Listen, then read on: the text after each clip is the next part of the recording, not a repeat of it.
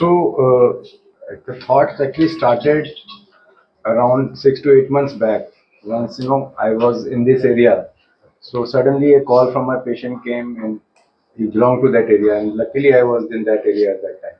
So then he told me that I realized that there were so many kidney patients, transplant patients who started calling at very particular day.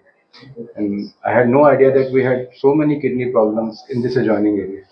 So then this thought started. I shared this thought with our Fortis group, the team, and they also liked it. Yes, we should provide our whole services as far as the kidney is concerned to this area. So that triggered the whole thing. And that is why we are here along with our radiation oncology services. And I think we'll try our level best to give a comprehensive care to the patients, kidney patients, as well as the patients of the oncology in this area. Yeah, similarly, I am coming to Jammu for oncology, taking part in oncology conferences और classes लेने के लिए, बच्चों को पढ़ाने के लिए 2012 से मैं आ रही हूँ. हर साल 2-3 बार तो मेरा विजिट हो ही जाता है. पेशेंट्स भी काफ़ी है यहाँ से जो आते हैं.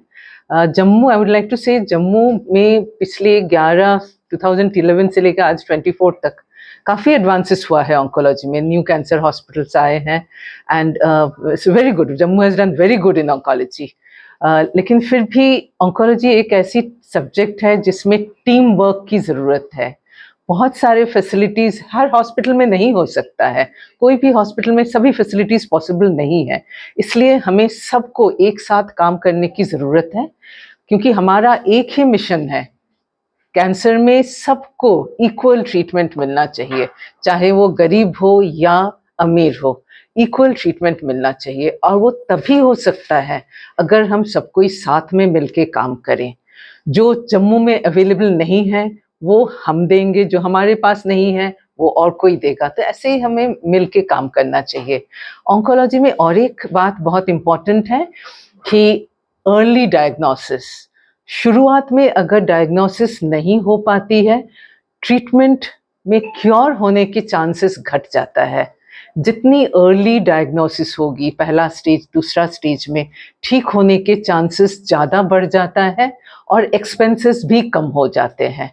जैसे जैसे स्टेज बढ़ते जाता है, पहला स्टेज से तीसरा स्टेज, चौथा स्टेज आ जाता है, फिर ठीक होने के चांसेस घट जाते हैं और एक्सपेंसेस बढ़ जाते हैं. इसीलिए जो गोल्डन पीरियड है, शुरुआत में हमें कैंसर को पकड़ना है. और इसके लिए भी हमें कैंसर जो स्पेशलिस्ट हैं, हमें ही पहला स्टेप लेना चाहिए. हमें सबको बताना चाहिए कि कैंसर की हम कब डायग्नोस करें, कब हम शक करें, कौन सा सिम्टम हमें हो कि तब हमें कैंसर के लिए जांच कराना चाहिए. ये सारी चीज़ें हमारे शेयर करने का हमारा विचार है. इसलिए फोर्टिस हम यहाँ पे आए हैं, and along with Star Med hospital, she is a very old friend. So हम लोग साथ में मिलके ये काम कर रहे हैं. Let's hope we give the best to all the patients over here. और हमारे पास अभी MRI लिनैक मशीन आई है.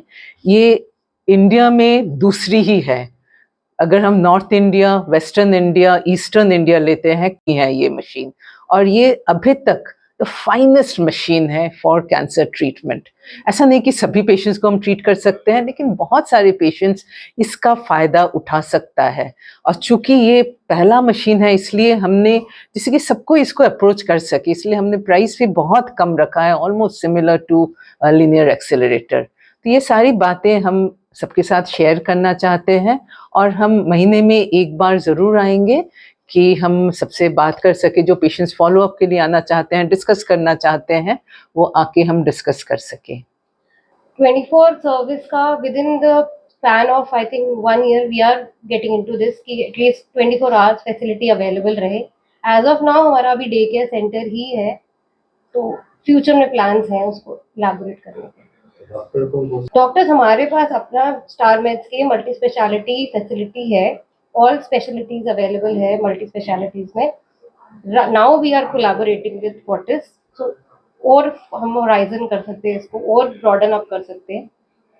That is question. और ये खाली डॉक्टर नहीं, सबको जानना चाहिए. एक आदमी को पता चले, हमें दूसरे आदमी को बताना चाहिए. ना अनफॉर्चुनेटली कैंसर में शुरुआत में कोई सिम्टम्स नहीं होती है, ये मान के चलना है.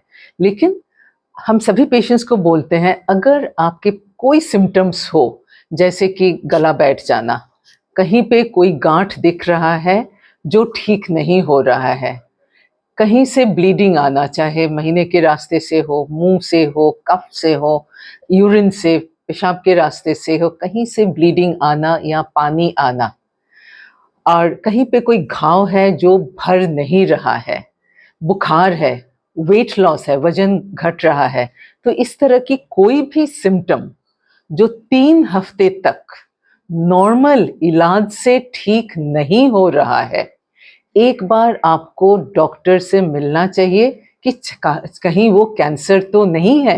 इसे हम बोलते हैं कैंसर रूल आउट करना। कोई सिम्टम अगर 3 हफ्ते से कोई नॉर्मल मेडिसिन से ठीक नहीं हो रहा है, एक बार ज़रूर राय लेना चाहिए कि कहीं ये कैंसर तो नहीं है, क्योंकि शुरुआत में पता चले it is curable, most of the cancers are curable.